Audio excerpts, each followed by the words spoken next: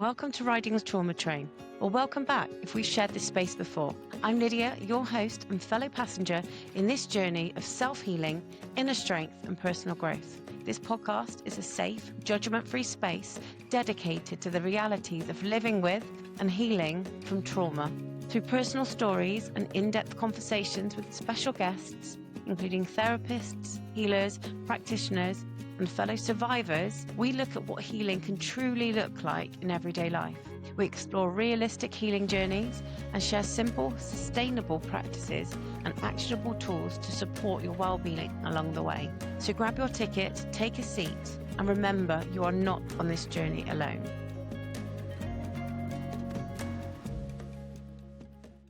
Welcome back to Riding the Trauma Train. I'm Lydia, your host and fellow passenger in this journey towards self-healing, inner strength and personal growth. Today, we are joined by Abby, a woman who has rebuilt herself from the inside out. Abby has walked through trauma, addiction, self-destruction and self-discovery.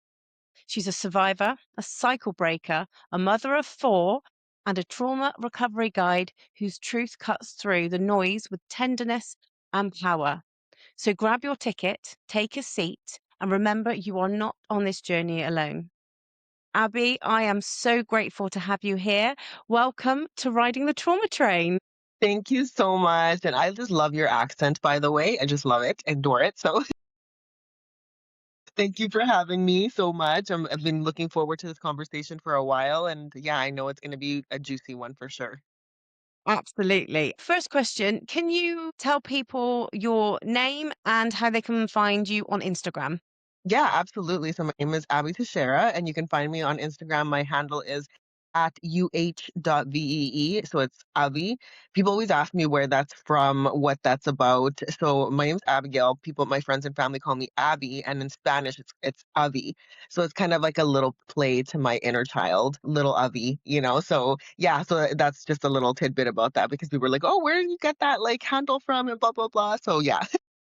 I love that. That's Yeah. really, really cute. I found you via Instagram. I was looking through loads of trauma type places. You are very incredible, I have to say. Everything that you have shared online and everything you've been open about has been absolutely beautiful and empowering. I would like you to start by telling us a little bit about your journey.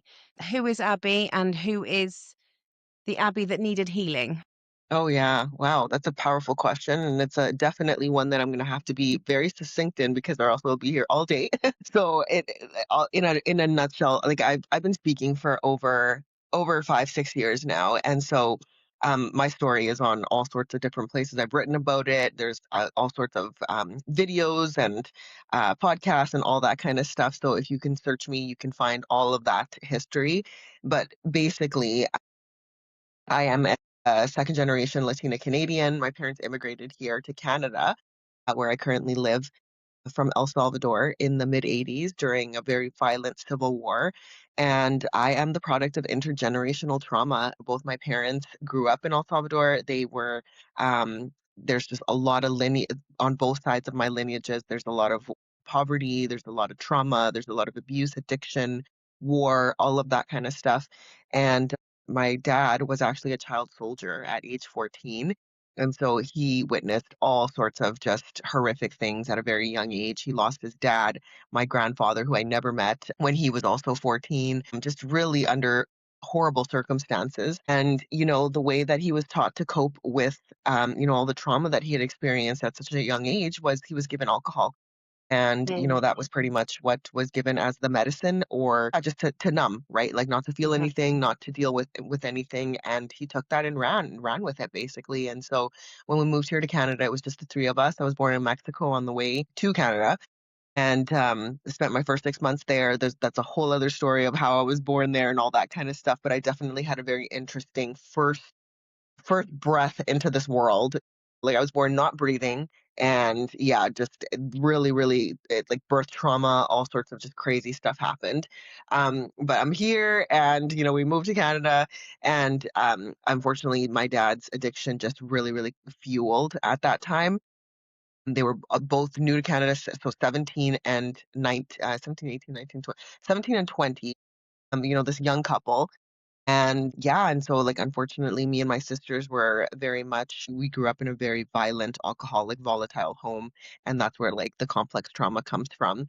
For me, just the persistent, consistent abuse in all forms, kind of growing up in that kind of environment. And similarly to my dad, at age 15, because I was a very, very curious like child, just like most children are, right? And I used to like I can remember from as far as I can remember struggling with anxiety and depression and just feelings of like yeah, just sadness, and I would ask my mom, like, "Mom, why do I always feel so sad?" And she would just like say, "Just don't think about it."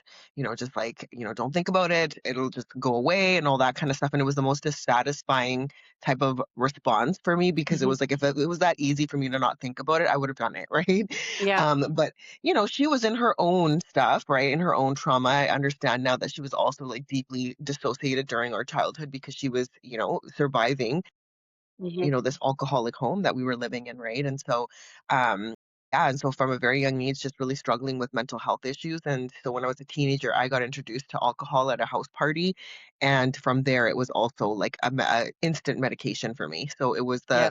the one thing that really took me away from all my thoughts, all my feelings, the memories, all of that kind of stuff. And that led me into a deep addiction for over 15 years. And in that, just so much stuff happened.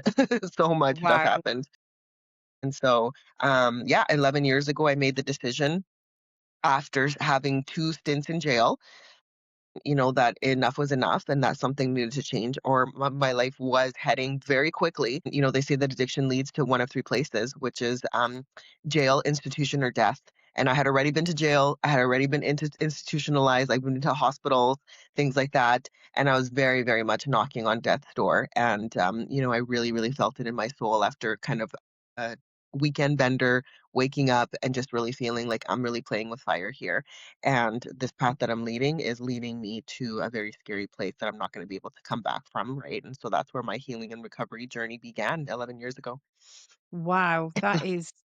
That is a lot, isn't it? That's just, and like you say, that is just the tip of the iceberg. Yeah. Okay, wow. What part of your trauma journey do you think is obviously there are a lot of aspects to your trauma and there are a lot of different avenues that have been kind of come in. What do you think is most misunderstood by Mm. people? Um, so much. There's so much misunderstood that I'm still even learning myself, right? And finding words and meaning behind a lot of things. But I think what people don't understand is that trauma isn't just what happened, to us. It's really what happens inside of our body with the trauma, right? The feelings of unworthiness, the lost and the confusion, and because of that, we're seeking and searching almost for our lifetime for comfort, for Mhm. validation, for repair, all of that kind of stuff, right? And the healing journey is not linear. It is everything but linear. It really is spiral. It ruptures, it repairs. There's so much integration that comes with it. You don't just get over it. Like that is something so common that you hear, it's like, aren't you over that? Like that happened in the past. But like, how come you're still like living in the past? And I'm Yeah. using air quotes because you hear these things from other people who just don't understand the trauma journey, right? And what happens is that you don't get over it, you just learn to relate to it differently. Right. Like that's like the way I look at, my trauma is vastly different than what I looked at it 15 years ago, or even a couple of years ago. It keeps changing and evolving as I keep changing and evolving and finding peace and comfort and tools and resources to be able to navigate life with complex trauma because this is a lifelong condition. This isn't something that this rewires our brains, from childhood. Like we are not the human being that we would have been if we didn't have that trauma, right? And so there's a lot of things that come with our trauma. There's responses that we adapt for survival. Like these are intelligent adaptations. Like, they're not really I've learned to reframe them and not look at them as flaws, but more so they were my body and my mind's way of really adapting so that I would actually make it through another day, right? And these are Mhm. things like freezing and fawning and dissociating and even addiction, becomes an adaptation. right? To be able to just deal with life and on life's terms, right? And the biggest thing too is I feel like people just don't understand the deep grieving process that happens in trauma, right? Like as an adult, child of alcoholics, all of that kind of stuff. People don't understand the grief that comes consistently, right? Grieving the childhood I never had, the mother that I couldn't rely on, the years lost to survival, all of these kind of things, right? And so there's a lot of misunderstandings, but there's also a lot of I feel there's a lot more awareness that's starting to happen because more of us are speaking out, right? More of us are having, and like this is why I think it's so powerful. You have platforms like this, right, where we can have Yeah. these honest conversations. And this is what I hear over and over again whenever I share a little bit about my story. There's others that come to me and they're like, me too. Like, that was so me. And like, I thought I was the only one. And like, all of that kind of stuff, right? And that for me was very powerful to find others who could understand. We didn't have to have the exact same stories or anything like that, but we knew, what we're talking about kind of thing, right? And that is just it alleviates this lifetime of suffering, of isolation, right? Of thinking we're the only ones that have ever experienced these things, and we're not, unfortunately, right? So, yeah. Yeah, and if we bring it to like a train analogy, we're all on the same tracks, but we're all in different coaches. Yes, yes. That's like Yeah. that's how I see it, because all of those of us that have got complex PTSD, and those of us that have experienced trauma in some way, shape, or form, like, we will never get over it. It's like having a limb cut off. Like, you don't get over that. It's gone. And it's the same with when you've gone through that trauma. It's an imprint. It's an Mhm. imprint on your body. And I think it's really important that those people that don't understand it have a bit more compassion for those that have been through it. Um, yeah, it's a mass. There are so many misconceptions with trauma, isn't there? And it's very scary. Um, how would you describe the woman you've become since you've been on your trauma journey? Yeah, like my healing trauma journey, Your healing that trauma, yeah. Your trauma healing journey. How would you yeah, describe yeah. yourself?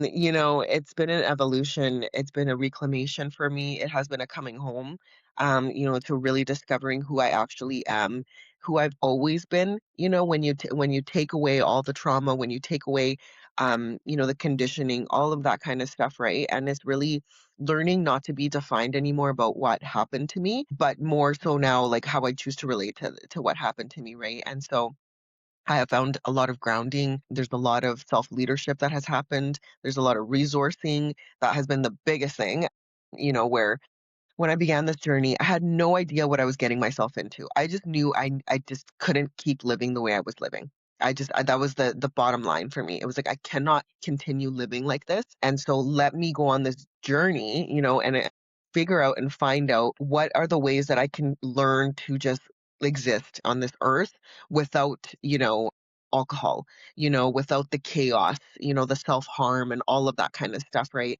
And that led me on this massive journey of really discovering, what's out there, right? Tools, resources, people, all sorts of things, and in that I became a mother, right? Like 4 or 5 years into my healing journey, I became a mom, which was a whole other blew things wide open, as you know.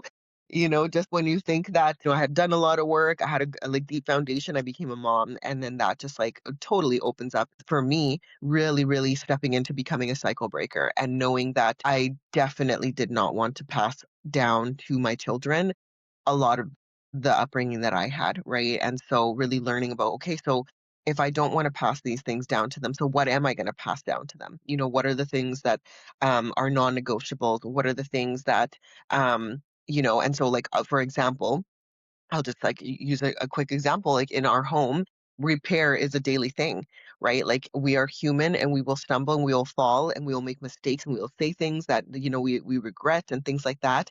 And in my home, we have very honest conversations with my kids. Like even though they're 7 and under, when mom messes up, whether it's like, me raising my voice or just having a day, and still Mhm. managing my triggers, all of that kind of stuff, right? I will always own up to and take responsibility for my actions and how they affect, them, like mommy did was, I'm sorry that I was, yelling in that way. Like, it's not okay. I know that felt scary. And, and they just, naming things, like really, really naming things and just learning to embody that, the change that I wanted to be, right? And becoming that role model that I always, always longed for, in my children. And it's just really becoming the leader that really embodies truth, integrity, compassion, sovereignty, and then just being living proof that generational patterns can end. They can be Mhm. broken. We can break the chains and start new ones, right? And Yeah. really, really heal the generations before us and after us. I love that. And I just as you're saying that that example is amazing because only I don't know how long it's been. It's been about since I've started this really gone into my own healing journey.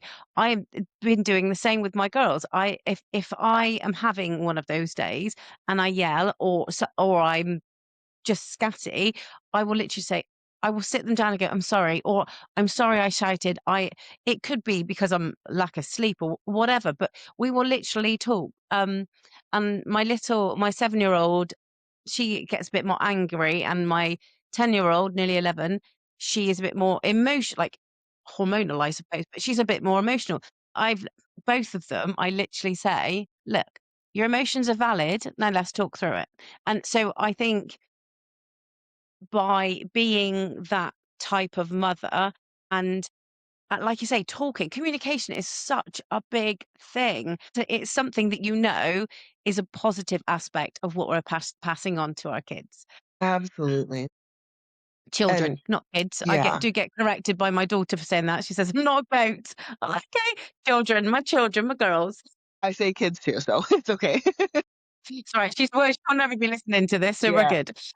The Okay. cool thing, I was just gonna expand on that just briefly. The cool thing is that when we do these things, we're not just like, really healing this new path for them, but we're also healing the little girl inside of us that Mm, really wanted that never got to experience that, and yeah. there's something so bitter and sweet about both, like, experiencing that duality of like breaking the cycle and then also seeing how it could have been done differently and knowing that, it wasn't that way for us, right? And Mhm. so, yeah, there's that little kind of bittersweetness breaking the cycle and really healing Yeah. our inner little what we're doing.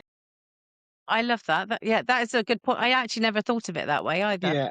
So you said about the addiction. Obviously, you 5 years into your healing journey, you then become a mother. When you were in that addiction, what do you think? You talked about numbness earlier, but do you think that when you were addicted to alcohol, were you trying to feel more, or were you Mhm. trying to feel less? Completely numb, like just Mhm. wanting to feel nothing. Like nothing because yeah, like it was unbearable, like when you experience trauma and, abuse in all forms, it really strips you of your essence. It strips you of everything, right? And to make matters worse, there's no outlet, there's no sort of like refuge that you can go to that will help you, to like transmute all the things that you've gone through and all that kind of stuff, right? I didn't even wasn't even aware that that was even an option. Like I just like was so confused and so like shocked by everything that had happened that I just didn't know what to do with it. It was overwhelming, right? And alcohol for me was really that vice that allowed for me to just completely check out, not have to think about it, completely numb out. So, yeah, in short, it was all about numbness, right? And like not feeling it because anytime that I would feel, I had no way of dealing with it. I had no way of handling it. I had no tools, no resources, no one that had guided me and told me, like, when you're feeling anxiety, this is some things that you can try. When you're getting emotional flashbacks, here's some like, tools that you can like lean on. Here's somebody that you can turn to. Like, I had none of that, right? And Mhm. so for me, it was like at 15, getting blackout drunk and then realizing that, oh my goodness, for the first time, I actually didn't think about anything or feel anything. This is like, this is, like gold to me, right? Yeah. At the Yeah. time. Yeah. Absolutely. And I think so many people that's what, especially alcohol, that is what they kind of go to it for because they don't want to have that feeling or they don't want to face those feelings. When you want to feel numb, the feelings that you are trying to feel are things like shame and anger and like you said earlier, grief. What do for on your healing journey, what do you think was the hardest emotion to kind of overcome? Yeah, all of them. Like, it was really, just the pain, the memories, the shame, the internal chaos, the questioning, like, why this, why me, all of those kind of things, right? And children are so curious. Like, their favorite word is why. Why this and why that? Like, I'm in a phase where a few of my children are getting in that stage where they're asking so many questions of everything, right? Because like everything is new to them, and they want to understand. And when you're constantly told to shut that part down, to like that curiosity, because they don't, the grown-ups in your world don't have the answers and stuff like that, right? Like it creates this deep and painful gap of like connection, safety, softness, quiet, all of that kind of stuff, right? And so for me, addiction was really a survival strategy when I had no skills, right? No skills, no support, no language for my pain. It wasn't necessarily about wanting to be high, it was just really Yeah. wanting to be free, even for just a moment, even just to have that moment, right? Even if it was a blackout, right? Which is really scary because that was like a part of my journey. I was a blackout drinker every time I drank. And I thought that was normal. I thought that that's how people drink. It's like, oh, everybody like blacks out when they drink. And it's like, I didn't realize until I got into recovery that actually that's not normal, that most people don't drink to black out, but for me, Yeah. that was the point. That was the point of me drinking. Yeah, and also you're by doing that, it's not just the day that you're drinking, is it? Because it actually the hangover is another form of numbness, and it's Yeah. another form of self-punishment that you're like you feel so bad when you've gone to that point of blackout that the next and then you drink again, and even though you don't want to feel your feelings or feel your you actually are taken to a different it's almost like putting a different hat on, isn't it? Because you have that alcohol and you're kind of like, "Okay, I'm Abby that drinks, and I'm Abby that doesn't need to think about any of my past and just move forward with that moment." Wow, that's really powerful because I think you're definitely not the only one that Yeah. I think anybody in recovery is either or anyone that's in addiction is either running from something or running to something. Yeah. Wow. When you said there that you realized that you went to blackout drunkenness, like you did that for 15 years. Mm-hmm. Is that is that is that is like a phenomenal amount of time. Yeah. Um wow. So how what obviously you went to jail institution, is that like what we would call like a mental Hospital, health like hospital? yeah, like Yeah, okay, hospital, yeah, cool. I had and for me, that was more so, like because part of my journey is also, like, suicidal ideations. I attempted suicide 3 different times that I can remember, starting at age 9 and then, 15 and then in my early 20s.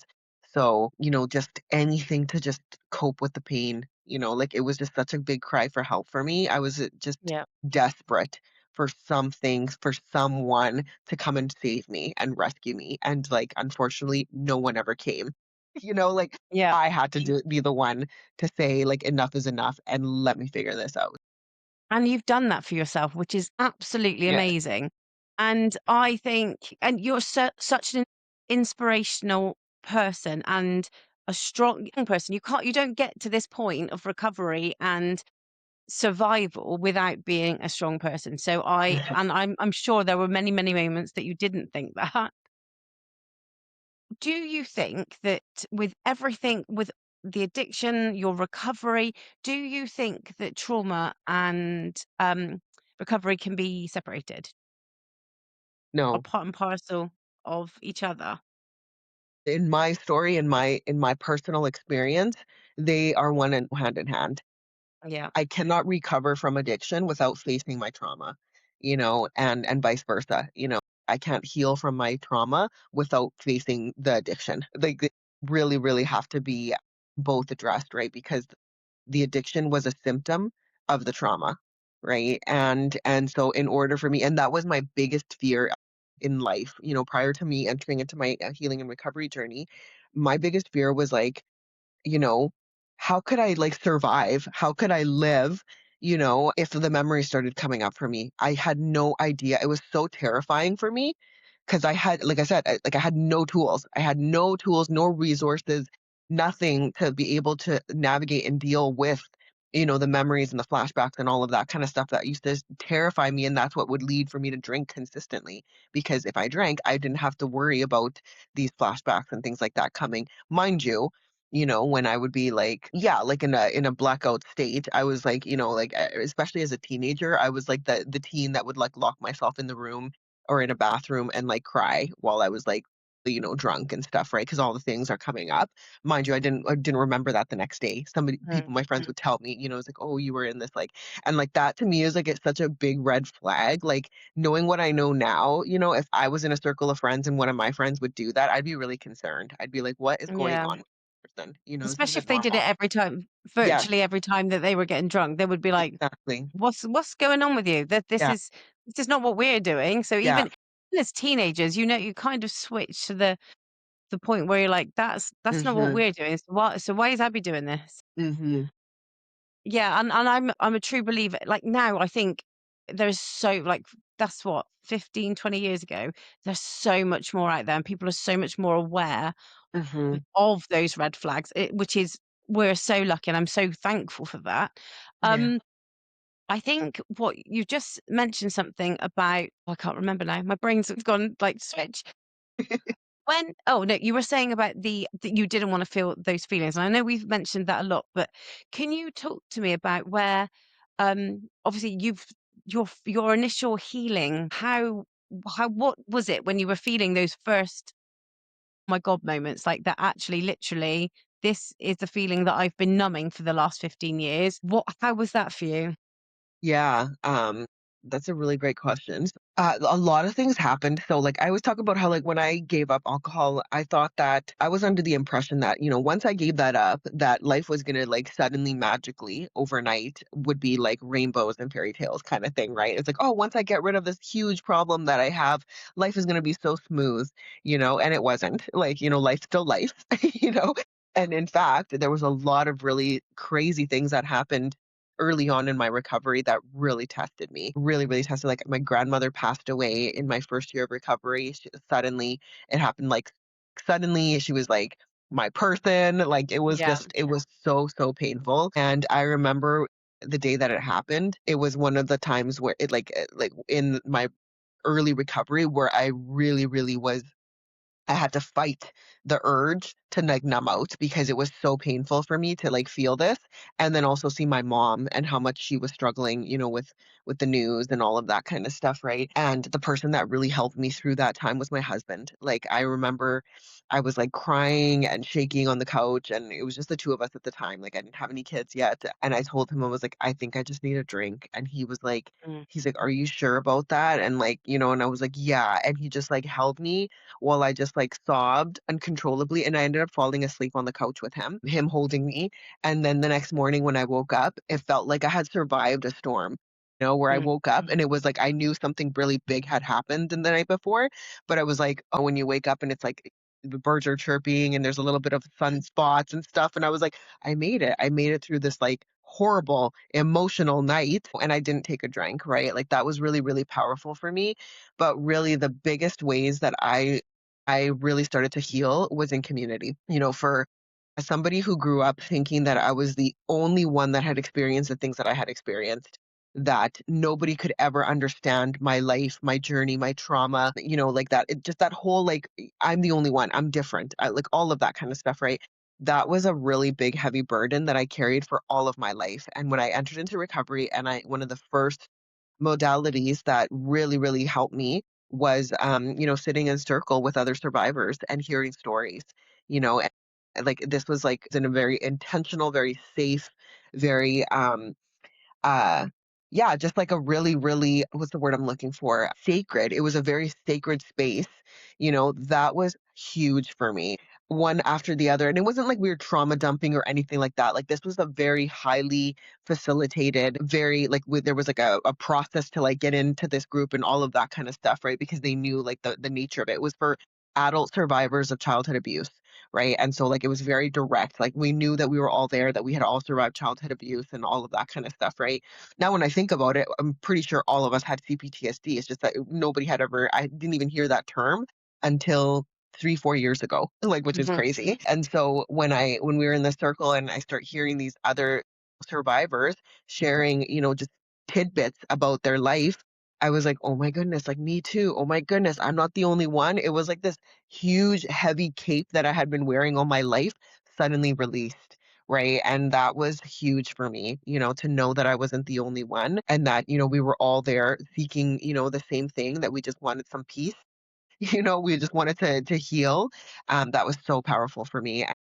Interestingly enough, that's now something that is part of my life's work, right? Building community, healing in community, now being a facilitator, a space holder, all of these seeds that happened in my early recovery really, really ignited the flame of who I've now become, right? And in my journey of now being able to transmute a lot of this pain into, goodness, Yeah. into tools, into resources, right? Into guidance, all of that kind of stuff. I love that. That I can totally relate to that because that is exactly why I'm doing this podcast. Because I when you're on a journey, and like you say, when you began yours, there were no resources. Like, where do you look? And there are so many people out there that need direction or need community. Because if you're somebody that maybe you never spoke about to friends, family, or whatever, but if you're somebody that does feel that alone, having people that walked in your shoes is just helpful, isn't it? And I think I said earlier about being on the same tracks, but in a different coach. If you then get people filling up that coach because you've all been through that same journey, it's just so empowering, isn't it? So empowering. You said peace. I think that's a really, really beautiful concept to bring into this because peace and safety are two things that go hand in hand, I think. So, what does emotional safety mean to you, and how do you now recognize it? Yeah. Wow, that's a really good question. I think where I'm at like today, in this moment for me, it really is about being able to show up without having to perform, without having to put on a mask.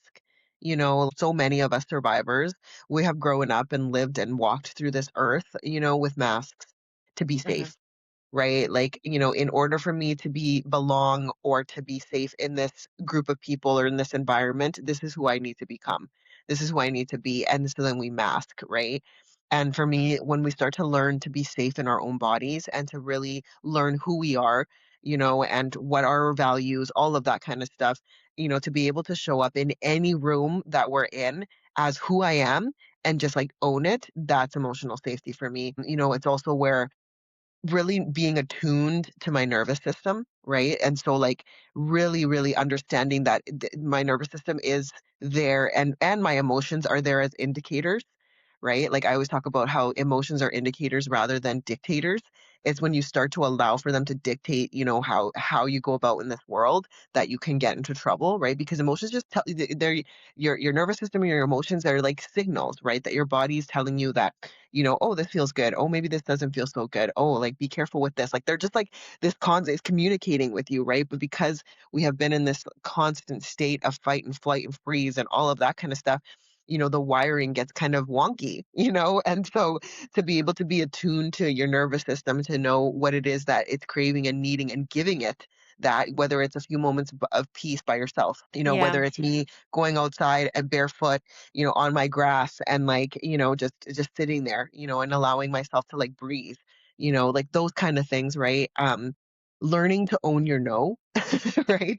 Without punishment. So Yeah. many of us are people pleasers and we say yes, yes, yes to everything because we don't want to let people down. That I can tell you from my own personal experience has led me to burnout upon burnout upon burnout and resentments and all of that kind of stuff. So really learning that, some things that no is a complete answer and that it's okay to say no, Hmm. and that we don't have to like go into over explain and all this kind of stuff, right?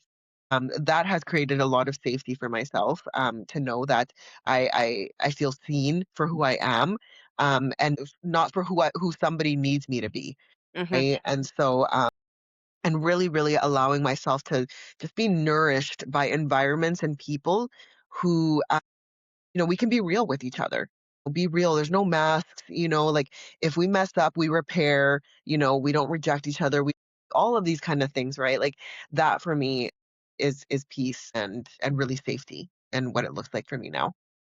I love even when you were talking about your kids earlier and having conversations with them, you keep using the word repair. That's a new concept for me because Mm, actually, although I use a different word, but the word repair, you automatically know what it is, and there's no kind repairing something, there's no judgment, there's no justification. It is what it is. Like this is what's happened. This is the repair. And I love that. That's really, really good. And I will be taking that forward in my life, as I'm sure so many others will.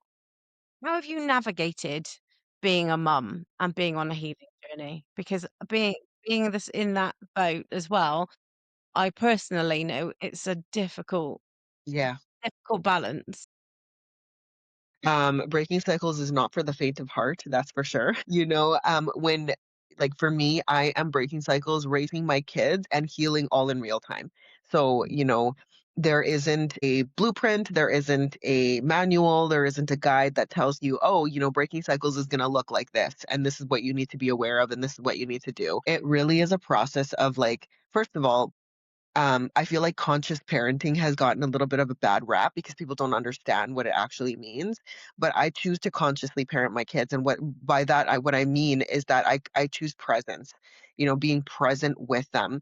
Because kids, that's what they want. They want your attention. They want your presence. They want you to look at their cool new things that they're doing, to take interest in them. They want to feel that belonging, that they're important, that they matter, all of that kind of stuff, right?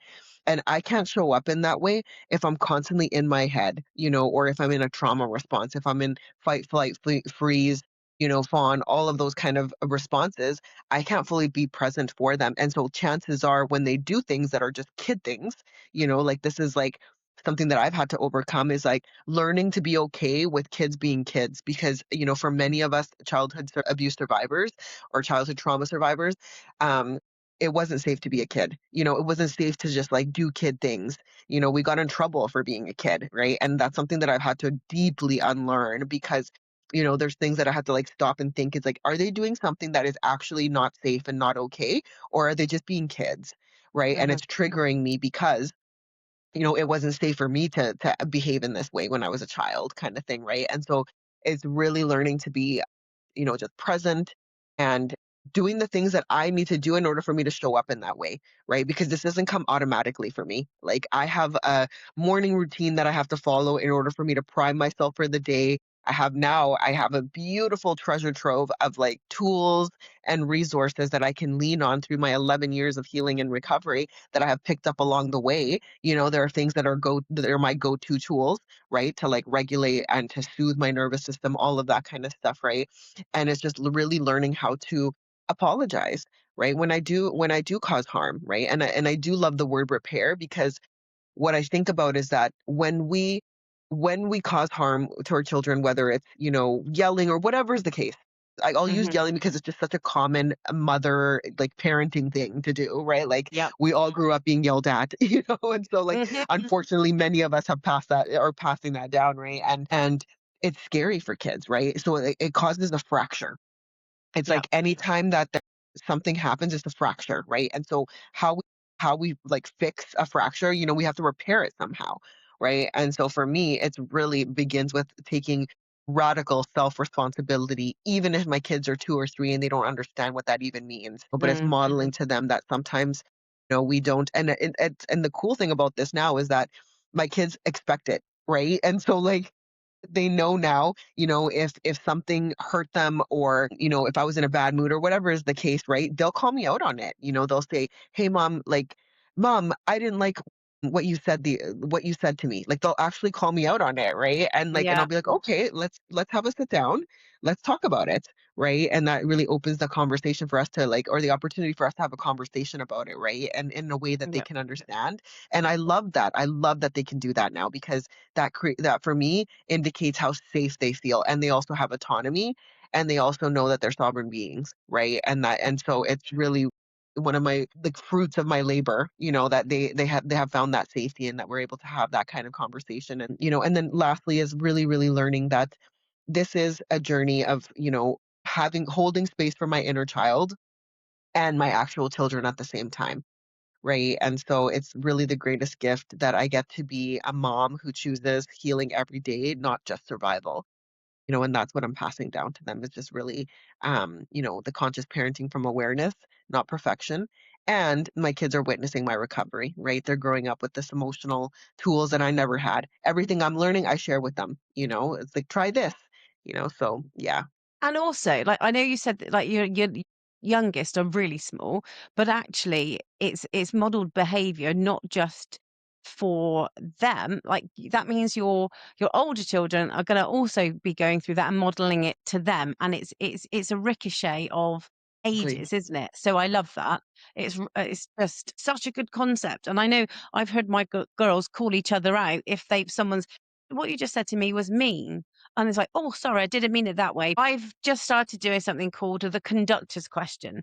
So the conductor's question, obviously got to bring it back to trains, is if you could sit beside the Abby was in the midst of the addiction and with the tools that you have now, what would you say to her?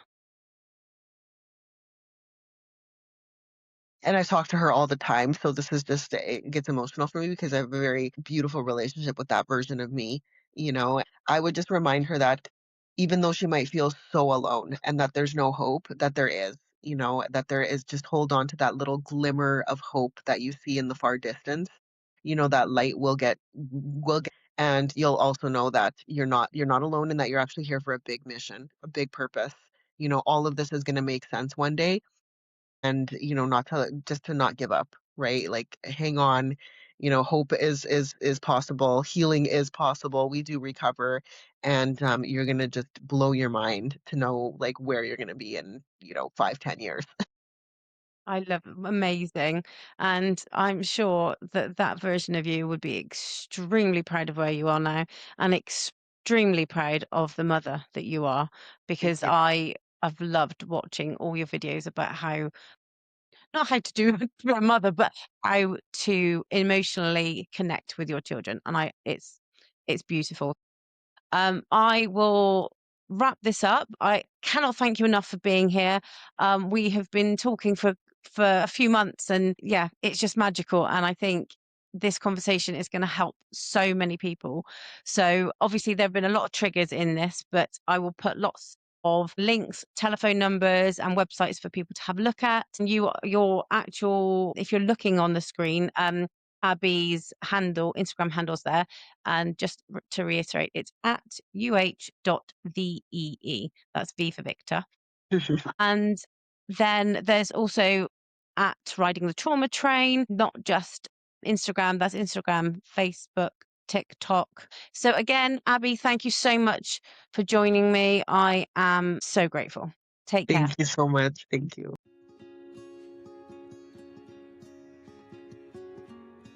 Thank you so much for joining me today on Riding the Trauma Train. I'm Lydia, and I feel privileged to share this space with you. No matter where you are on this train right now, whether it's in survival mode, slowly finding your feet in recovery, or maybe it's somewhere in between, remember, you are not alone in what you're feeling, and you do not have to travel this journey by yourself. So if you'd like to continue traveling together, please follow Riding the Trauma Train wherever you're listening so you can join us at the next stop. Until next time, take care.